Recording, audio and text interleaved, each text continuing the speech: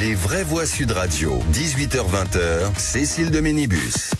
Et il est de retour, ce Philippe Bilger. Bonsoir Philippe Bilger. Bonsoir mes amis. On est ravis de vous accueillir. Je sais à peu près maintenant comment l'émission fonctionne, j'en suis ravi. Eh ben, tant mieux. C'est le à peu près qui est intéressant. Ouais, je commettrai encore quelques bévues. Bon, écoutez, nous, ça fait des années qu'on fait ce métier. On n'a pas progressé. Hein, donc, voilà. Vous avez encore de la marge. Un qui doit progresser aussi, c'est Christophe Madrol. Ah oui, Cécile, bonjour à tous. Heureux de vous retrouver pour cette rentrée. Ça va? Moi, votre été s'est bien passé? J'ai écouté l'émission hier soir, vous êtes bien marré, mon cher Philippe. Oui. On va essayer de faire mieux ce soir. Ah oui, c'est ça. C'était bien ces petites vacances? Ces petites vacances sont très bien passées. Dans la Drôme, j'ai marché, j'ai perdu du poids, comme vous pouvez le voir, parce que je suis svelte. Oui. Voilà. C'est bien de vous dont vous parlez. Oui. Vous êtes vu, monsieur Philippe David? Mettez-vous directement sur l'écran, cher auditeur, vous verrez la différence entre Philippe David et Christophe Madrol. Bah, écoutez, on était obligé de vous filmer de très loin pour ça. Ça s'appelle un scud. Chers amis, bonsoir. Au bon accueil, bonsoir. En tout cas, 0826 300 300, vous voyez, on a gardé notre humour, même si l'actualité est toujours un petit peu compliquée. Et justement, à 5 jours du vote de confiance de François Bayrou, qui pourrait sceller l'avenir du gouvernement, une question s'impose, Philippe. Oui, alors pour sortir de la crise politique, qu'est-ce qu'il faut? Il faut une dissolution de l'Assemblée, une présidentielle anticipée ou aucune des deux? Eh bien, vous dites à 77% une présidentielle anticipée. Mais vous voulez prendre un an et demi d'avance. Mais vous dites quoi, vous? Ah bah moi, vous allez voir, 11% une dissolution et 12% aucun des deux. Alors, une dissolution pour moi n'apporterait pas de majorité a priori quand on voit les sondages. Je pense qu'Emmanuel Macron devrait en tirer les conséquences, mais je ne le vois pas faire comme le général de Gaulle en avril 69. D'accord. Donc je pense qu'on va tout droit à la crise. On a demandé un lancement, pas une conférence. Et elle était courte. Et puis on va parler de l'AME autour de l'immigration et du financement public. Ça barde aussi. L'aide médicale d'État est en ligne de mire. Oui, alors l'aide médicale d'État pour vous, il faut la maintenir en l'état. Vous dites oui à 5%, en faire une aide médicale d'urgence. Vous dites oui à 27%, la supprimer. Vous voulez la supprimer à 68%. Alors il y a une question qui se pose. Comment expliquer que des gens en situation irrégulière soient mieux remboursés que des personnes qui travaillent? Je pense en particulier pour les soins optiques. Venez réagir au 0826 300 300. Eh ben on en parle tout de suite. Tout de suite, c'est le grand débat. Dissoudre ou non l'Assemblée nationale, c'est la question au cœur de cette rentrée politique. Dissolution, pourquoi faire? Clarification. D'ailleurs, j'observe que dans un de vos sondages que vous avez commandé vous-même, je crois que c'est 67% des Français qui sont favorables à la démission du président de la République. On a vu le résultat de 2024. Je reprends les mots même du président de la République. Je ne crois pas qu'on aura une clarification sur une nouvelle dissolution. Les vraies voix Sud Radio, le grand débat du jour.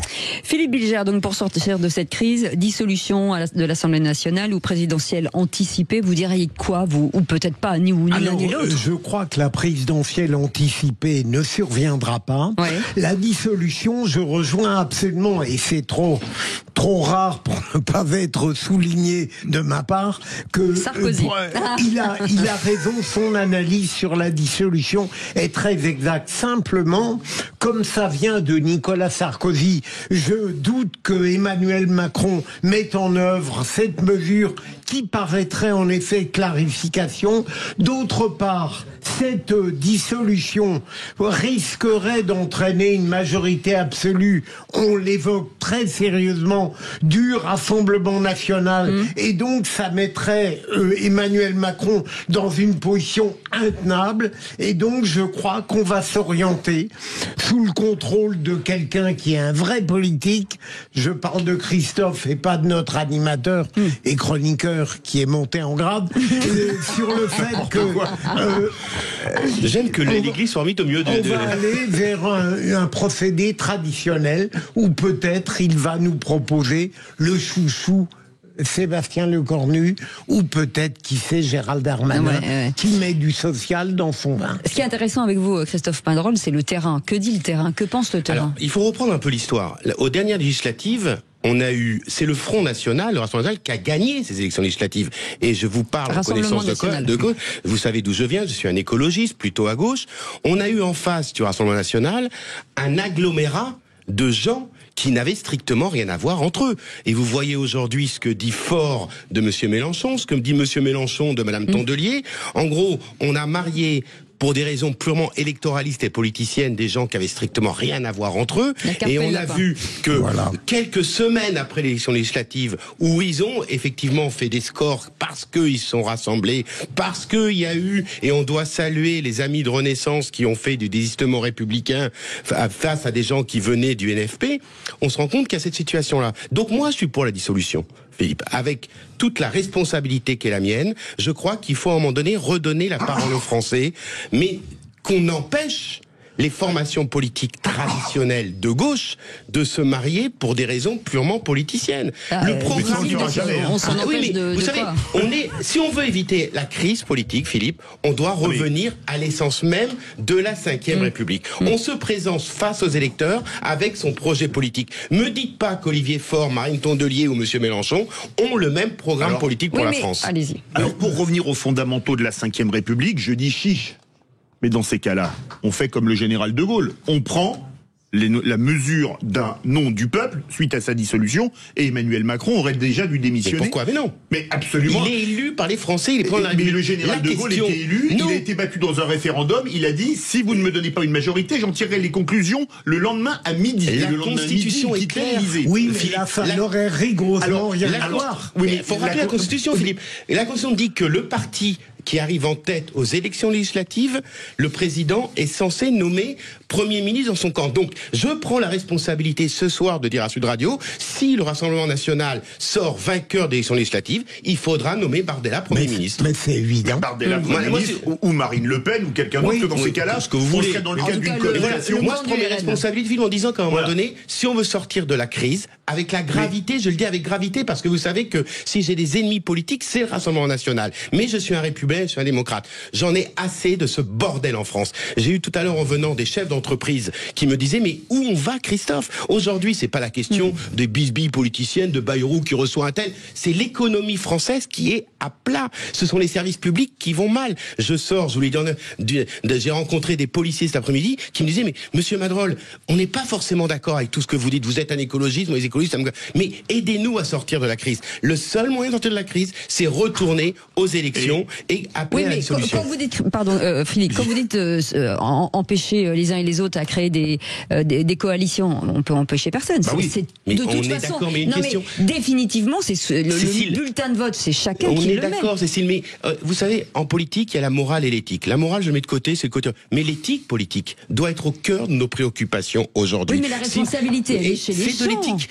Monsieur Faure n'a pas à s'allier avec Monsieur Mélenchon. Nous verrons bien le résultat, et la reconstruction politique pour les présidentielles viendront face au courage de certains qui prendront leurs responsabilités aux futures législatives s'il y a des solutions. Mais excusez-moi, il y a quand même un paramètre essentiel. Avec, nonobstant le scrutin majoritaire, qui est fait pour donner une majorité, je suis convaincu que le RN n'aurait pas 289 députés, qui est le seuil de majorité.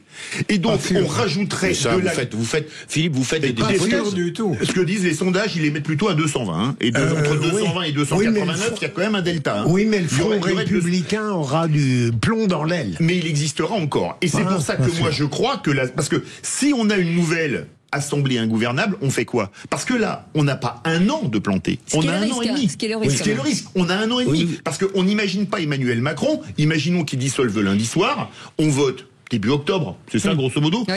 Il pourrait donc redissoudre à partir d'octobre l'an prochain. 18 jours, normalement, après la dissolution. Exactement. On ne pourra pas refaire des législatives à 7 mois d'une présidentielle.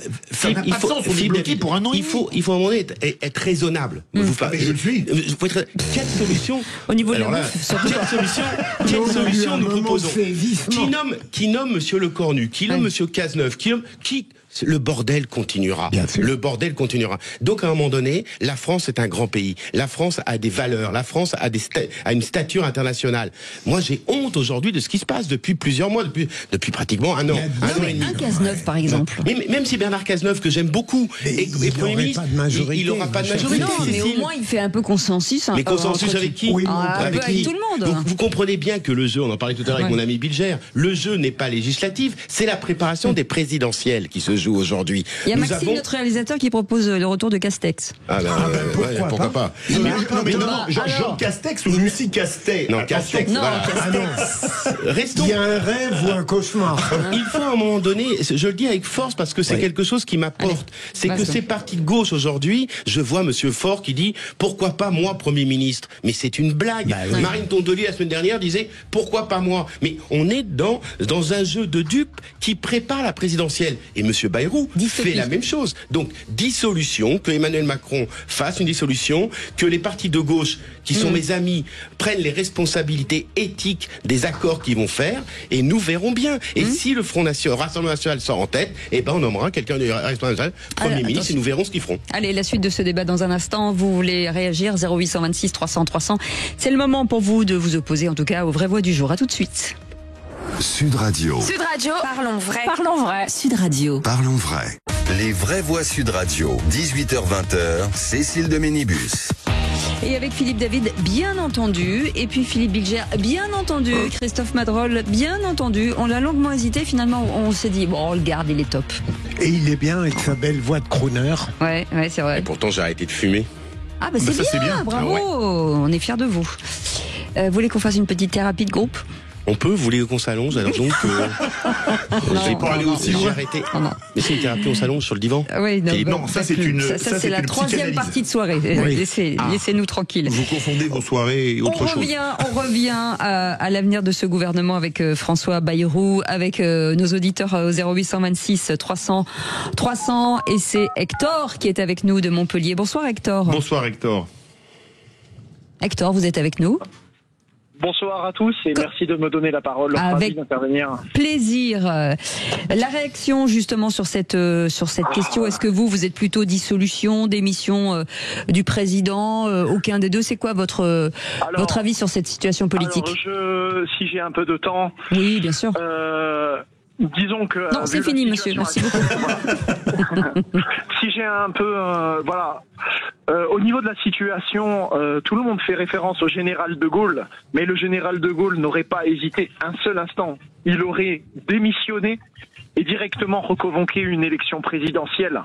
À l'heure actuelle, tout le monde fait référence au gaullisme, mais malheureusement, ils ont les pieds bien trop petits pour chausser les bottes du général de Gaulle. Déjà. Moi, je suis un ancien combattant. Je suis battu en Afghanistan pour mon pays. Bravo. Je vois la déliquescence. Voilà. Je continue à servir mon pays. D'accord? Et quand je vois la déliquescence, comment je vois l'irrespect qui est en train de se développer, c'est Constantinople qui est en train de légiférer sur des détails alors qu'elle est assiégée. Littéralement. Ils s'en réfèrent tous à De Gaulle, qu'il soit de gauche ou de droite. Mais je suis peu certain de savoir s'ils auraient eu les mêmes choix courageux que le général, c'est-à-dire mettre en jeu leur responsabilité face au marasme actuel. On sent que vous êtes un homme d'honneur, vous, Hector. Mais voilà. Hector, vous auriez été parfait dans l'Iliade d'Homère. Mais sérieusement, c'est pas une ironie. Il faut arrêter de parler de Gaulle, comme vous le dites très bien. Les gens l'invoquent en théorie, mais se refusent d'appliquer concrètement ses leçons, à supposer que lui-même ait toujours été irréprochable. C'est autre chose. Mais c'est sûr qu'Emmanuel Macron, au fil des désaveux qui lui ont été opposés, il y a longtemps qu'il aurait dû, et je reprends l'expression de Christophe, par éthique présidentielle, partir. Il y a un moment où le désaveu du peuple devient tel qu'il ne permet plus la moindre légitimité présidentielle. Et ça l'aurait peut-être grandi, Christophe. Mais ce qui est assez étonnant, notre auditeur a raison, et moi je fais jamais référence à De Gaulle, parce que le général était un grand homme, certes, effectivement on peut reprendre l'histoire de la grandeur de la France, le général de Gaulle, il n'y a pas que du bon ou du mauvais. Mais quand vous analysez la situation où François Bayrou se met, il contourne le système représentatif, l'Assemblée nationale, pour faire appel directement aux Français. Et depuis 72 heures, quand on écoute ses propos, en gros, il essaye de trouver un arrangement, mais il sait très bien qu'il ne trouvera pas d'arrangement, et il met les Français, il se met face aux Français en disant la question de la crise monétaire, je vous l'ai dit, la question des finances, depuis 2007 j'en parle, aujourd'hui l'Assemblée nationale ne me comprend pas, c'est les Français qui me donneront raison. Ouais. Et quand on lit cette lecture-là, c'est assez étonnant de la position où il se met, et je vous dirais, il se met dans une position assez gaulienne. Allez, 0826 300 300, Gilles est avec nous. Oui, bonsoir Gilles, vous nous appelez de Bédarieux, dans le 34, oui, bienvenue. Oui, je suis complètement d'accord avec Philippe Bilger et complètement d'accord avec l'auditeur précédent. On est dans cette situation-là. C'est Macron lui-même qui nous a mis dans cette situation-là il y a un an, avec sa dissolution. Par contre, je suis pas d'accord avec Olivier, je crois. Christophe Madrol. Christophe, pardon, Olivier Mazerolles, c'est quelqu'un d'autre. Oui, c'est quelqu'un d'autre. C'est pas n'importe qui. Bonjour, Olivier Mazerolles, s'il nous écoute. C'est un bon copain. On l'embrasse. Voilà. Non, mais oui. Il a dissous l'année dernière. Si on respectait l'esprit de la Constitution, il fallait nommer un Premier ministre issu du NFP. Il l'a pas fait. Alors là, si on dissout maintenant et que c'est le RN qui arrive en tête, il faudrait nommer un ministre issu du Rassemblement national. Mais effectivement, si une nouvelle fois c'est pas un Premier ministre issu de la force politique qui arrive en tête, ça ressemble à rien, et on va encore perdre 1 an et demi. Donc je vois pas honnêtement comment on pourrait s'en sortir sans présidentielle anticipée. La grande difficulté, c'est qu'il n'y a qu'une solution qu'on sait qu'on est obligé d'exclure radicalement, c'est le départ anticipé du président. Jamais sa psychologie et la certitude qu'il a, malgré la dissolution calamiteuse qu'il a opérée, qu'il a bien fait, jamais il ne partira. Mais il faut raisonner avec lui jusqu'en 2027. Un petit mot vite fait, Philippe, parce qu'on a un auditeur. Le très court, le vrai problème, justement, il est psychologique, c'est qu'Emmanuel Macron ne démissionnera jamais, ce que je disais dans l'introduction. Oui, non, mais allez-y, vous avez du temps. Parce que c'est la question quand même qui se pose. Votre pensée était un peu courte, ça s'arrêtait là. Et Christophe parlait d'éthique et de morale. Moi, je crois que c'est plutôt l'esprit et la règle. Il y a la règle, c'est la Constitution. De Gaulle n'était pas obligé de démissionner selon la Constitution après la défaite de référendum 62. Mais il y a l'esprit. Je suis mise en minorité, voilà, l'éthique, l'esprit. Un autre exemple. Quand en 62, le gouvernement est censuré, De Gaulle dissout l'Assemblée nationale. Il a d'ailleurs un raz-de-marée, c'est un des principaux raz-de-marée politiques de la Ve République. Aujourd'hui, si Macron dissout, il risque de rajouter de la crise à la crise. La seule solution, c'est de remettre tout à plat, une élection présidentielle et le nouveau président qui dissout. Et là, les Français lui donneront ou non une majorité. Allez, merci beaucoup. Petite réponse rapide. Non, mon cher Philippe, oui, mais je crois que le président Macron a annoncé qu'il ne s'en irait pas. Donc le débat, pour moi, est clos. Voilà, et ouvrons une autre page d'analyse. Il a dit non plus qu'il dissoudrait pas. Mais ça non. Merci. Il a dit. À quand? Il l'a dit, il l'a laissé entendre, mais donc c'est le signe qu'il pourrait le faire. À Marseille, je l'ai pas entendu. Merci beaucoup, les amis. Tout de suite avec Majid Deimat. On n'y croit pas. Les vraies voix Sud Radio. Et Majid, des élus ruraux préoccupés par l'obligation de parité au municipal pour les communes de moins de 1000 habitants. Oui, vous n'avez pas de micro. Il est parti. C'est bon. Oui, Cécile. Alors, c'est une loi promulguée en juin 2025 qui concerne 25 000 communes. Sur le papier, ça paraît simple. Plus de parité en politique locale. C'est une avancée même démocratique. Mais sur le terrain, certains maires ruraux tirent la sonnette d'alarme car, dans les petits villages, constituer une liste municipale, c'est déjà très compliqué. Pour plein de raisons. D'abord car peu d'habitants et un engagement de plus en plus difficile à susciter. Résultat, beaucoup de maires se posent des questions, dont l'un qui est avec nous ce soir sur Sud Radio, Franck Santos, maire de La Barban. Bonsoir, monsieur le maire. Bonsoir. Bienvenue, merci d'avoir accepté notre invitation sur Sud Radio. C'est vrai que cette loi qui paraît sur le papier intéressante, parce que la parité c'est plutôt pas mal, mais sauf que elle aurait dû être amendée ou organisée en fonction de la taille de la commune, j'imagine, pour vous. Vous avez touché du doigt exactement la même chose. C'est que c'est vrai que c'est intéressant au niveau d'une commune d'avoir une parité. Et ça se comprend de dire qu'on a autant d'hommes que de femmes dans une liste. Mais aujourd'hui, dans les communes que nous représentons, de moins de 1000 habitants, et voire des fois encore moins, puisqu'on a des communes à 300 habitants, vous comprenez bien que déjà qu'il y a le problème de vocation, comme vous avez dit, aujourd'hui, faire la parité, c'est assez compliqué. Mais c'est aussi pardon, monsieur le maire, pardon de vous couper. Ça veut dire que c'est déjà compliqué de former une équipe pour vous? Ah ben bien sûr. Les vocations, aujourd'hui, c'est pas un problème d'avoir une parité dans les communes comme nous, c'est la vocation, c'est-à-dire solliciter les personnes et leur donner envie de venir, parce que c'est pas une question de politique, c'est une question d'implication et d'intérêt général. C'est-à-dire les communes comme nous, la politique, elle n'est pas présente. C'est plutôt la bienveillance, les animations. Vous voyez, c'est plutôt ce domaine-là. Et si toutefois, monsieur le maire, vous manquiez à cette obligation, c'est quoi le qu'est-ce qui se passe? Si vous n'avez pas la parité, vous ne pouvez pas vous présenter. La liste électorale n'est pas validée. Et donc, s'il n'y a pas de maire, vous êtes sous tutelle de la préfecture? Pas sous tutelle de préfecture, c'est pas ça. C'est que si vous n'avez pas une liste qui contient la parité, c'est-à-dire autant d'hommes que de femmes, vous ne pouvez pas vous présenter aux élections municipales. D'accord, mais si personne se présente, du coup si personne se présente, ça sera un cas sans doute à réfléchir et à voir comment le législateur va régler ce problème-là. Ça c'est sûr, vous touchez du doigt. Moi je voudrais dire simplement une chose, parce que on parle de la parité, on parle souvent des femmes, parce qu'aujourd'hui on dit oui mais il faut autant d'hommes que de femmes.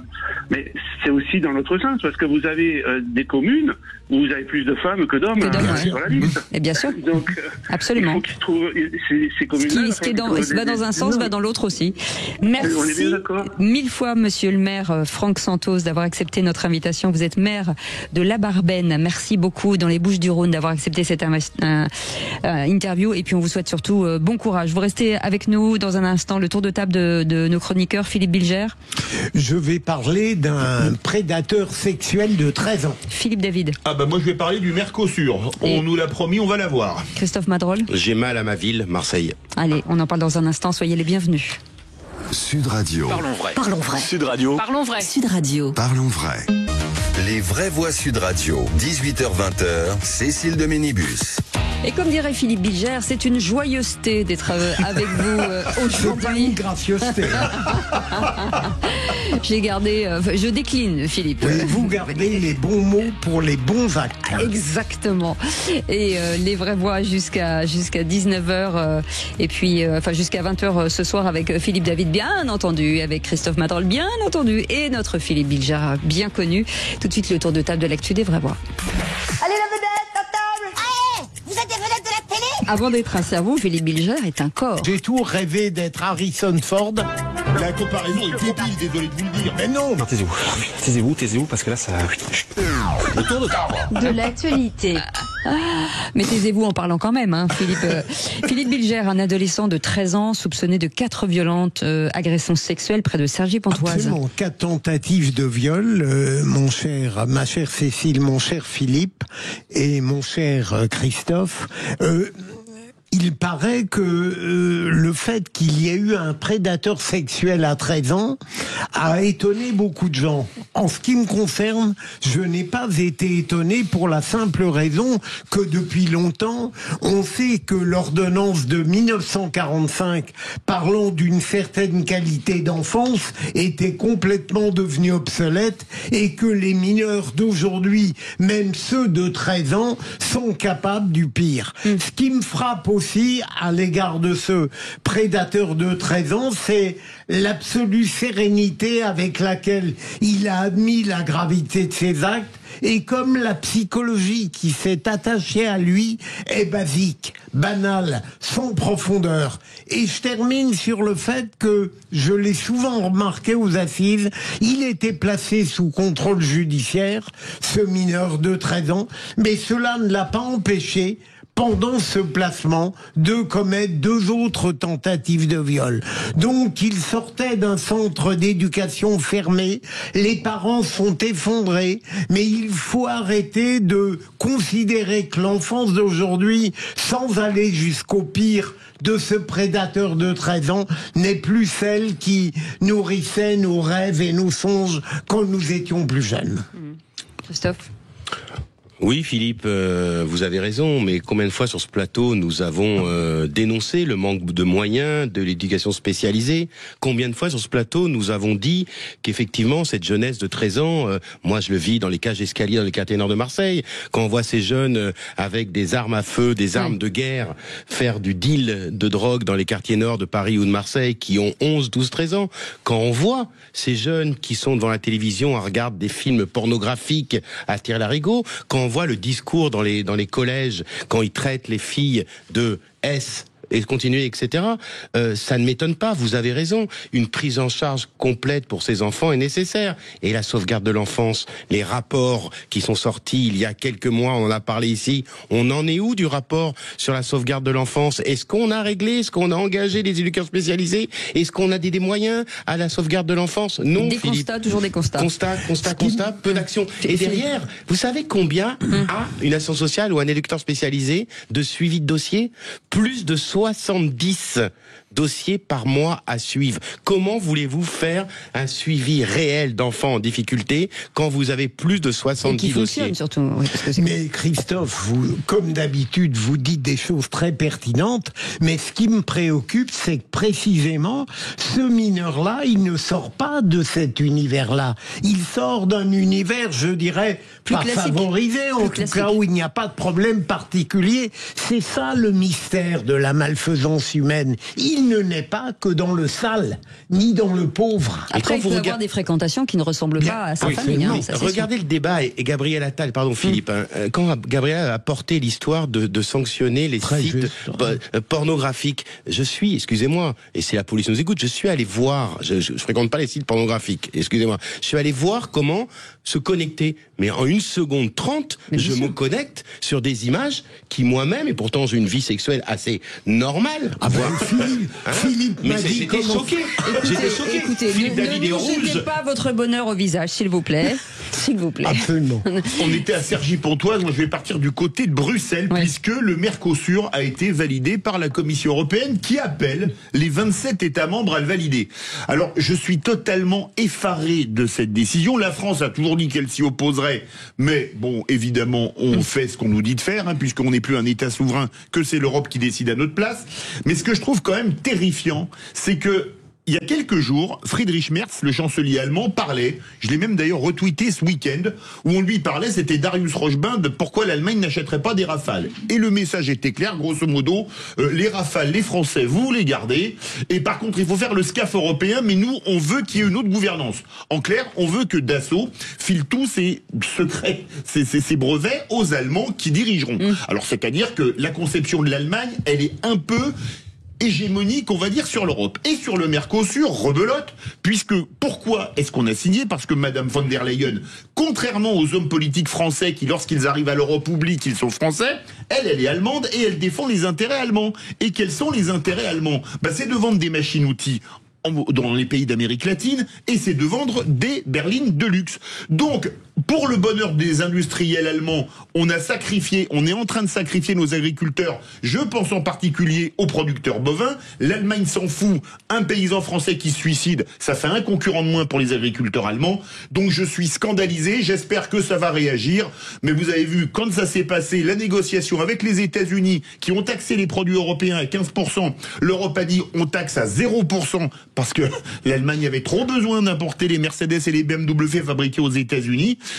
Et donc je dis les intérêts de la France, quand est-ce qu'on les défend?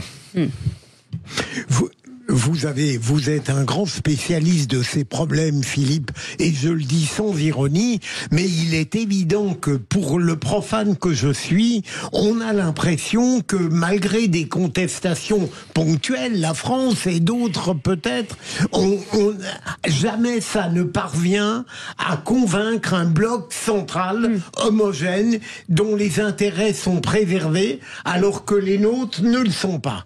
Je ne sais pas si c'est pertinent, mon cher Christophe, mais... Oui, c'est pertinent, mais en gros, Philippe, vous faites le critique du capitalisme européen.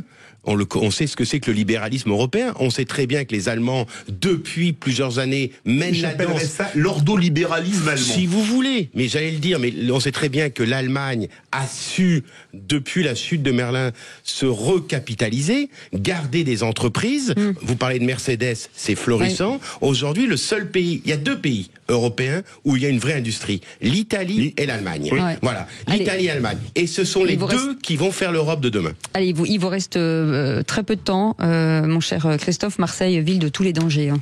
Oui, en effet, j'ai mal à ma ville. Encore hier, un Tunisien avec un couteau a tué dans un hôtel.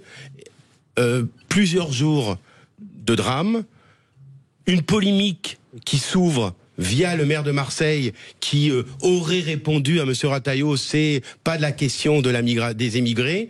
La question, ce n'est pas la migration. La question, ce n'est pas de politiser un débat. C'est qu'on donne des moyens à notre police, à Marseille comme ailleurs, de faire son boulot. C'est donner les moyens à la justice de faire son boulot. J'ai peur aujourd'hui, Cécile, mes 2 filles que vous connaissez, ça s'est passé au centre-ville de Marseille. Oui, ça s'est passé, c'est pour les Parisiens, dans le 7e arrondissement, Cour-Belzas, sur la Canebière, à 100 mètres du Vieux-Port, à 200 mètres du Conseil régional. Et hier soir, je disais à mes filles, ne sortez plus dans ces quartiers, n'allez plus dans le centre-ville, n'allez plus rue Saint-Ferréol. Excusez-moi, c'est avec colère que j'énonce ça, parce que j'ai peur pour ma ville.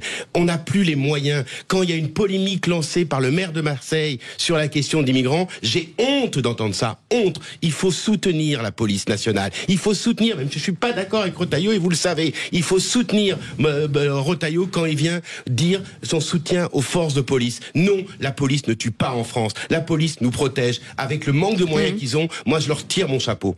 Mais Christophe... pardon mon coup de colère. On sait que le président de la République attache une affection particulière à Marseille. On a l'impression que depuis des années, de l'argent est déversé sur Marseille. Est-ce que c'est vrai ou pas? Est-ce que Marseille, c'est une catastrophe parce que c'est mal géré ou parce qu'on l'abandonne?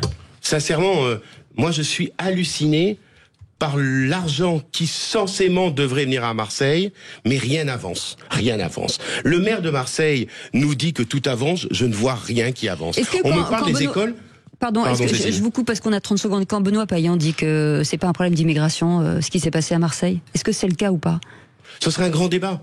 Cette question-là, vis-à-vis de cette situation-là, non. Le ministre l'a dit. Il y a effectivement des problèmes de migratoires à Marseille. On le sait, ce serait de se voiler. Je suis un homme de gauche, je peux vous dire, et je laisse pas cette question-là au Rassemblement national. Oui, il y a des problèmes de migration à Marseille, de migration clandestine. Mais ça serait un long débat. Mais sur ce cas-là, je considère que Benoît Payan est sorti de son rôle de maire. Il fallait sécuriser les Marseillais et ne pas rentrer dans une polémique inutile avec le ministre de l'Intérieur. Allez, vous restez avec nous dans un instant. On reviendra dans l'info en plus sur, puisque nous sommes à 7 jours de la grande manifestation du 10 septembre et les renseignements territoriaux sont de plus en plus inquiets. On va en parler avec Baptiste et Lemaitet dans un instant. À tout de suite, vous pouvez bien entendu réagir au 0826 300 300. Soyons les bienvenus. Vous êtes avec nous jusqu'à 20h. Sud Radio, votre attention est notre plus belle récompense. Merci de nous écouter sur Sud Radio. Non, c'est normal, parce que vous êtes une radio sympa, diversifiée et tout, donc c'est très bien. Sud Radio, parlons vrai. Les vraies voix Sud Radio, 18h-20h, Cécile de Ménibus. Bienvenue dans les vraies voix et vous les aimez tellement qu'on en redemande. Philippe Bilger est avec nous aujourd'hui, Christophe Madrol. Bon Philippe David, bon voilà, hein, c'est...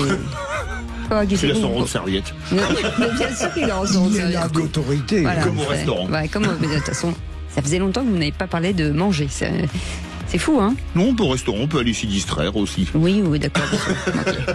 Allez, tout de suite l'info en plus avec Baptiste et Lemaitet. Les vraies voix Sud Radio. Bonsoir Baptiste. Et près de 100 000 personnes devraient se mobiliser. Donc mercredi prochain, les renseignements territoriaux inquiets en marge du mouvement Bloquons tout. Et oui, J-7 avant le début de la mobilisation du 10 septembre. Et à quelques jours de la date fatidique, la préoccupation des services de renseignement grandit. Donc comme vous l'avez dit Cécile, près de 100 000 personnes sont attendues dans la rue. Et par conséquent, la possibilité d'actions violentes, de blocage, voire d'opérations de sabotage, elle est évoquée. Le mouvement qui était à la base d'initiatives citoyennes s'est vite transformé en un mouvement anti-gouvernemental et anti-président. Alors, la nature exacte des contestations reste quand même un peu floue. L'objectif, par contre, il est clair, c'est de paralyser le pays et de paralyser les activités locales. Une quarantaine de manifestations traditionnelles sont prévues, donc ça veut dire des défilés dans la rue comme on a un peu l'habitude. Mais il y aura aussi de prévues une vingtaine d'opérations de blocage qui auront lieu qui auront comme cible prioritaire les pétroliers, les plateformes logistiques, mais aussi les facultés, les aéroports ou encore les voies ferroviaires.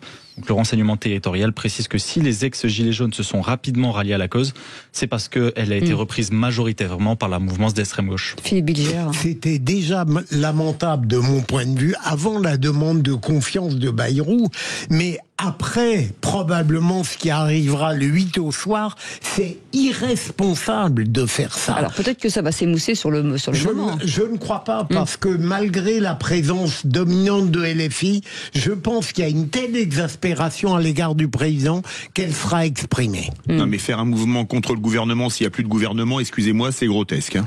Merci beaucoup Baptiste. Allez, si j'étais ministre, Jean-Luc de Moissac est avec nous. Bonsoir Jean-Luc.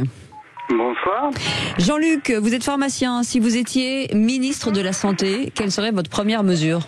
Ouh là là, large. J'ai plusieurs mesures, mais c'est large. Si j'étais moi ministre de la Santé, je m'attacherais à ce que tous les citoyens puissent avoir les mêmes soins sur tout le territoire. Ouais. Ce qui n'est pas le cas actuellement.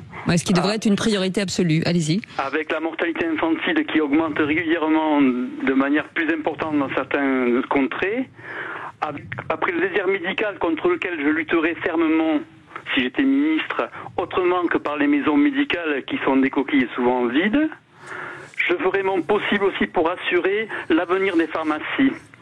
C'est le dernier rempart contre le désert total. Alors, allez-y. Pour cela, j'assurerai aux officines une marge décente pour leur permettre d'exister et d'assumer un emploi à leurs collaborateurs compétents. Ensuite, si j'étais ministre de la Santé, j'allégerais les tâches administratives qui deviennent de plus en plus chronophages et complexes. Je rebalancerai ces tâches vers la sécurité sociale et l'ARS. Oui. Les soignants soignent et conseillent, l'administration s'occupe de l'administratif. D'accord. Jean-Luc, on va faire réagir Philippe Bilger, forcément un pharmacien qui est sur le terrain voit des choses que on a l'impression les ministres qui se sont succédés à la santé ne voient moins ou pas ou ne connaissent pas. C'est du bon sens et c'est intéressant de voir à quel point c'est la deuxième fois que je viens dans cette nouvelle formule. Jusqu'à maintenant, nous n'avons que de très bons ministres. Oui. Ce que développe notre pharmacien est tout à fait remarquable. Et bien sûr, j'espère qu'il pourrait être dans un gouvernement et avec un président qui lui permettrait de faire tout ça. Pourtant, on a eu des médecins, Christophe Madrol, à la santé, et ça n'a pas donné beaucoup de résultats. On a même eu une pharmacienne. Mais qui n'était pas la plus désagréable d'ailleurs. Mais Jean-Luc a raison. Quand vous vivez dans la Creuse ou dans l'Indre, quand vous vivez dans les départements alpins, vous vivez à Paris ou Marseille, le niveau de la santé n'est pas la même. Moi, je sais qu'à Paris, je sais pas. Vous savez, moi, je suis à Marseille, donc je vois qu'il y a des pharmaciens qui tirent la langue aujourd'hui, qui sont menacés ou qui ont des problèmes ravitaillement. Mais quand je suis dans ma famille dans l'Indre, pour trouver une pharmacie ouverte un samedi ou un dimanche, on fait 20-25 kilomètres. Donc le niveau de santé n'est pas la même. La pharmacie, au-delà d'être un lieu où on prend les médicaments, c'est un lieu aussi où on va parler de nos bobos. Et souvent, je vous dis, j'ai marché dans la Drôme et ma fille de 8 ans a eu une petite engelure au pied, rien de grave, je vous rassure, mais elle veut être rassurée.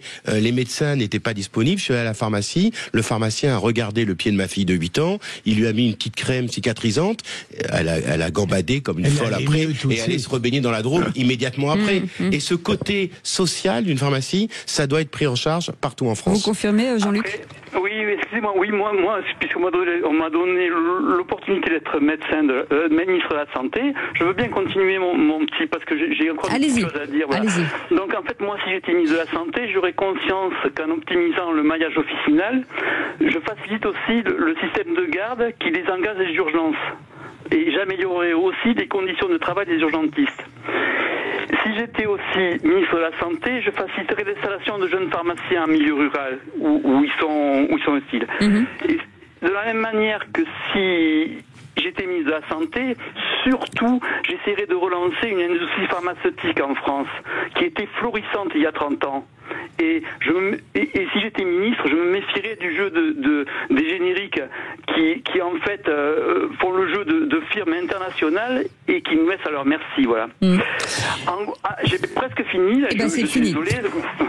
Si j'étais ministre de la Santé aussi, je faciliterais donc cette médecine générale, cette pharmacie préventive. C'est la plus efficace et la plus économique. Merci beaucoup, monsieur le ministre, si je peux vous appeler comme ça, Jean-Luc. Merci beaucoup, en tout cas, d'avoir accepté notre invitation. Et tout de suite, on se retrouve bien évidemment dans quelques instants avec les vraies voix, les incontournables de la crypto-monnaie, Thomas Binet. Les vraies voix Sud Radio, 18h-20h, Cécile de Ménibus. Avec Philippe David, bien entendu, et autour de cette table, Christophe Madrol, Philippe Bilger, que vous aimez beaucoup, et nous aussi, Christophe et Philippe, bien entendu. Et c'est sa petite thérapie du jour, hein, vous le savez, tous les jours à 19h. Ça nous fait du bien, hein, ma chère Cécile. Ça détend.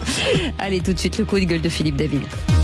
Les vraies voix Sud Radio. Comme d'habitude, je vais remettre le clocher au milieu du village, un village qui s'appelle Vendin-le-Vieil, que toute la France connaît aujourd'hui. Pourquoi Vendin-le-Vieil? Parce que c'est là que Gérald Darmanin a fait transférer 100 détenus, parmi les plus dangereux de France, des détenus qui ont lancé des mouvements de protestation contre leurs conditions de détention. Les faits ont commencé avec l'inondation volontaire de plusieurs cellules. J'espère simplement qu'on leur a fait éponger eux-mêmes les dégâts et que ceux-ci seront payés par eux ou leurs familles, les contribuables n'ayant pas à payer les dégradations commises par les taulards. Mais une seconde étape a été passée avant-hier avec le début d'une grève de la faim et un communiqué surréaliste qui a fait tomber des nues le ministère de la Justice. Vous allez comprendre pourquoi.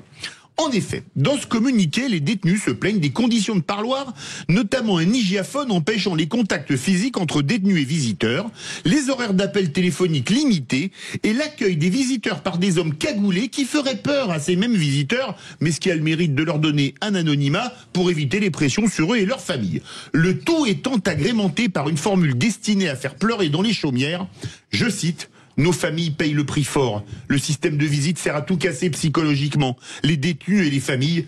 Toute cette logorée étant signée d'un nom qu'on n'aurait jamais pu imaginer. Alors là, asseyez-vous bien. Le super cartel de Vendin-le-Vieil. Oui, vous avez bien entendu, comme Pablo Escobar aurait pu signer un communiqué agrémenté de la fonction chef du cartel de Medellín. Alors rappelons que pour être à Vendin-le-Vieil, ils n'ont pas été avares de comportements criminels et que s'ils avaient tenu tant que ça à leur famille, ils se seraient comportés autrement. Pour les familles de leurs victimes, ce communiqué est d'ailleurs un véritable crachat au visage et on peut ne penser qu'à elle.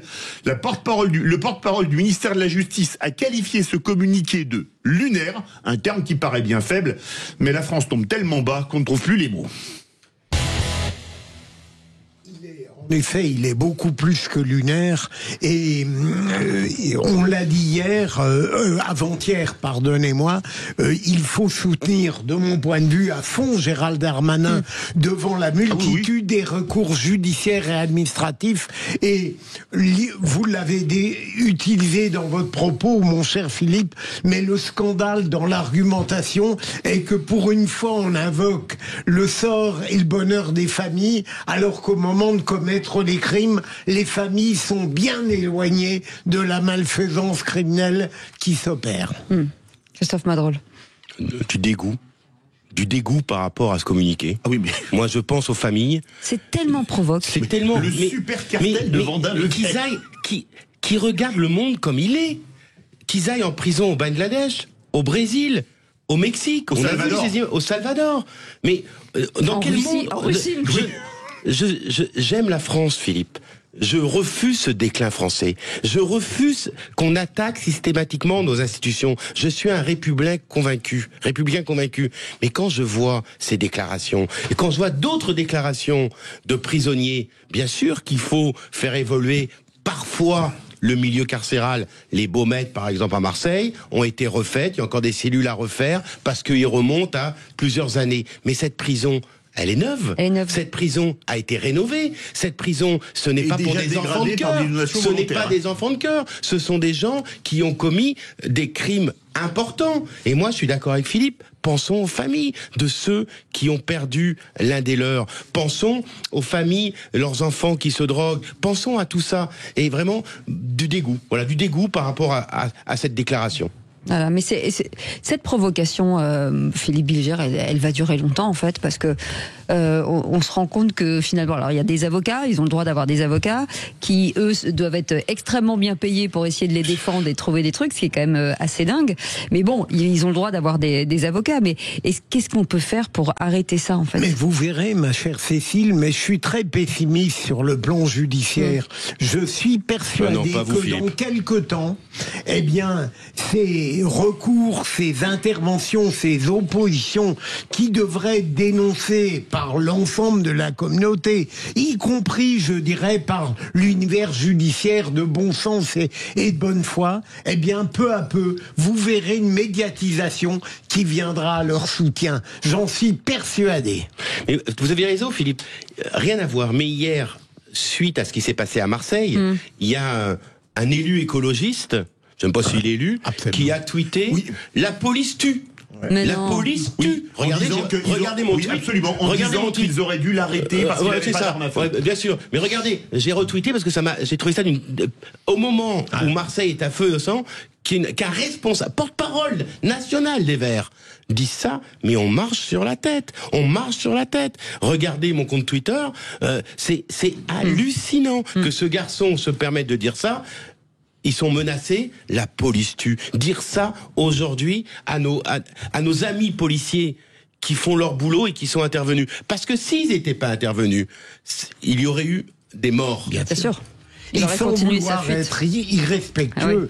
Par moment, on est amené à se demander quel est l'état mental de telle ou telle personnalité pour sortir une phrase aussi absurde. Mais ils flattent leur électorat. Philippe, c'est purement politique. C'est pas de la provoque, c'est pensé. Quand vous voyez les filles, Cécile, qui tient ce discours, la police tue, dans les quartiers, quand ce discours est tenu dans les cités, qu'elles soient partout en France, quand on sait aujourd'hui, bien sûr, qu'il y a eu des débordements policiers qu'on peut dénoncer, bien sûr qu'il y a eu des brebis galeuses dans la police, mais dire que la police aujourd'hui tue, c'est un scandale démocratique, c'est un scandale républicain, parce que s'il n'était pas là, on en serait dans une situation beaucoup plus grave. Donc c'est une instrumentalisation politique de certains agents qui agissent contre la République.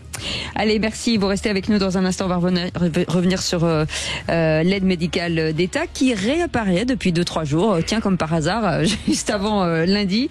Est-ce que c'est pas une main tendue au Rassemblement national? Est-ce que pour vous, par exemple, il faut la maintenir ou la garder justement pour l'urgence ou la supprimer totalement? Je crois que c'est supprimer totalement, Philippe. Alors oui, vous dites à 70%, vous voulez la supprimer totalement, à 25% faire une aide médicale d'urgence et à 5% la maintenir en l'état. Allez, numéro de téléphone 0826 300 300, on vous attend. On est ensemble jusqu'à 20h. Sud Radio. Sud Radio. Parlons vrai. Parlons vrai. Sud Radio. Parlons vrai. Leader. Les vraies voix Sud Radio. 18h-20h, Cécile de Ménibus. On a été obligé de mettre les vraies voix parce qu'on nous copiait. Donc, bien sûr. Hein, Philippe, c'est vrai? Oui, absolument. Il m'a pas écouté. Si, on a mis les vraies voix parce qu'ils nous copiaient. Voilà, absolument. Exactement, les vrais. Il y a de la contrefaçon. Autour de cette table, Christophe Madrol, Philippe Bilger, bien entendu, et Philippe David. Sur cette question du soir, le gouvernement veut restreindre les soins pris en charge par l'AME pour les étrangers sans papier avec cette question du jour, Philippe. Oui, la question, l'aide médicale d'État, il faut la maintenir en l'état, vous dites à 4%, en faire une aide médicale d'urgence 25%, et vous voulez désormais la supprimer à 71%. Vous voulez réagir, le 0826 300 300. L'AME, on va couper des budgets, c'est ça l'idée? En tous les cas, réduire les budgets. Ce que je peux simplement confirmer factuellement, c'est que le gouvernement nous a saisi, comme il doit le faire, de tout texte qui concerne l'assurance maladie, de ces projets de décret. Je ne veux pas que la France, voyez, se singularise, que la France soit le pays le plus attractif d'Europe pour un certain nombre de prestations sociales d'accès aux soins. Ce budget est en augmentation d'année en année. On voit bien qu'il y a une volonté de laisser les robinets totalement ouverts dans ce domaine. D'accord, votre avis est consultatif ou vous pouvez dire non? Consultatif. Les vraies voix Sud Radio. Philippe Bilger, l'AME sur le sujet. Absolument. La question de Sud Radio est tout à fait pertinente. Alors, en ce qui me concerne, la supprimer radicalement, on rendrait, je dirais, comment dire, pardonnez-moi, l'aide médicale d'urgence, c'est évidemment la solution, parce que si on l'abolissait, on violerait un devoir d'humanité. En revanche, la maintenir telle qu'elle est aujourd'hui, ce serait participer à un délabrement social qui est précisément l'une des plaies d'aujourd'hui. Et donc, il est évident qu'il faut la réformer et ne pas la maintenir telle qu'elle. Christophe Madrol. Je suis totalement d'accord avec mon ami Philippe. On nous demande de faire des efforts.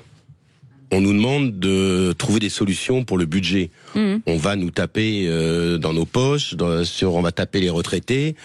Bien évidemment, il faut faire évoluer cette aide médicale. Mais que ça soit effectivement une aide médicale réellement d'urgence. Quand je vois, Philippe David le dit tout à l'heure, que certains utilisent l'aide médicale pour se refaire faire les lunettes, je ne sais pas s'il y a une urgence. Quand je vois dans la liste qu'il y a de la balnéothérapie, ça, là aussi, c'est je sais pas, moi je me suis jamais payé, ni moi, peut-être Philippe, je sais pas, mais séances de balnéothérapie remboursées par la Sécu. Quand je vois pour mes enfants la galère que c'est déjà d'aller se faire réparer les dents ou aller avoir des rendez-vous pour des soins beaucoup plus techniques, je me dis qu'à un moment donné, tout évolue. Il faut revoir l'aide médicale d'urgence, mais en faire vraiment quelque chose d'urgence. Et c'est ce qu'a dit Bayrou ce matin. Oui, je me bayrou-ise. Oui, je me bayrou-ise, Cécile. Il dit pas que des conneries, François Bayrou. On demande aux Français de faire des efforts et il dit pour les étrangers, faites des efforts aussi. Mais il y a quand même quelque chose de scandaleux. J'ai même imprimé un relevé de Amélie, vous savez, la CPAM, quand j'ai changé de lunettes au mois de juillet de l'an dernier. La sécurité sociale m'a remboursé 3 centimes par verre et 3 centimes pour la monture. Alors, inutile de dire que pour rembourser 9 centimes, ils auraient mieux fait de se les garder.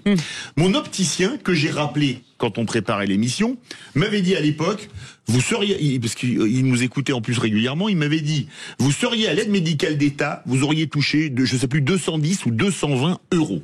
C'est-à-dire que des gens qui travaillent en France, des gens qui tous les jours se lèvent, des gens qui tous les jours cotisent, on a besoin de lunettes. Moi, je vais vous avouer, je suis myope, presbyte, astigmate. Donc, j'ai besoin de verres assez péchus. Surtout qu'on travaille beaucoup sur écran, Cécile, vous êtes d'accord? Et que sinon, le soir, on a des migraines, c'est pas possible. On m'a remboursé 9 centimes alors que je travaille, que je paye des impôts. Et j'en paye pas mal. J'ai la chance de faire partie des gens qui, en France, gagnent correctement leur vie. Mais quand je vois que moi, on ne me donne rien, alors que des gens qui n'ont rien à faire en France, on leur donne 210 ou 220 euros, et que des smicards ne peuvent plus changer de lunettes, alors qu'on les offre à des personnes qui sont illégalement en France, mais permettez-moi de vous dire, c'est un scandale. Un scandale social, un scandale humain même. Parce que des gens qui travaillent ne peuvent plus se payer de lunettes. Et pareil pour les dents. Et c'est une honte. Oui, au-delà de ça, je rentrerai pas dans le détail. Je vois où vous allez, Philippe, mais c'est la question de l'égalité sur le territoire. Vous voyez ce que je veux dire, c'est que à un moment donné, on demande aux Français de faire des efforts. Il est normal que les étrangers, même si nous devons garder cet accueil humaniste, comme disait Philippe Bilger, il faut aussi que tout le monde fasse des efforts. Oui, mais excusez-moi, pour les clandestins, il n'y a pas que l'accueil, il y a aussi le retour. Non, mais ça c'est une autre question. Après, c'est un autre débat sur les clandestins. Parce que ça aussi, c'est c'est pour les personnes clandestines à l'AME. Hein. Non, pour les personnes aussi qui viennent sur le territoire et qui n'ont pas de papier, mais qui sont en attente, qui sont en attente d'avoir des papiers. C'est-à-dire que c'est pas que ceux qui sont clandestins. On peut avoir le droit de séjourner, d'avoir une carte de séjour en France, mais en attendant d'avoir, parce que la dimension administrative existe en France, ils peuvent bénéficier de l'aide médicale. Mais je le répète, l'aide médicale d'urgence, pas simplement d'État. Parce que la balnéothérapie, on peut pas dire que c'est une urgence. C'est pour ça qu'on est tous d'accord là-dessus. Il y a des abus comme partout, hein. Oui, il y a des abus, bien sûr, il y a des abus partout. Mais je crois que malgré le bon sens que nous formulons, il y aura encore des gens qui voudront le maintien tel quel de cette aide médicale. Alors qu'il me semble que le bon sens devrait l'emporter, mais qu'en face, nous aurons une idéologie du maximalisme qui en permanence refuse de prendre les leçons du réel. Vous savez, malgré le constat de François Bayrou. Et il y a quelque chose d'assez extraordinaire, je ne sais pas si vous le regardez autour de vous, mais on parlait des questions migratoires, Philippe, tout à l'heure. Moi, j'ai beaucoup d'amis algériens, tunisiens à Marseille qui regardent ce qui se passe avec dégoût pour ces gens qui viennent sans papier en France bordéliser les choses.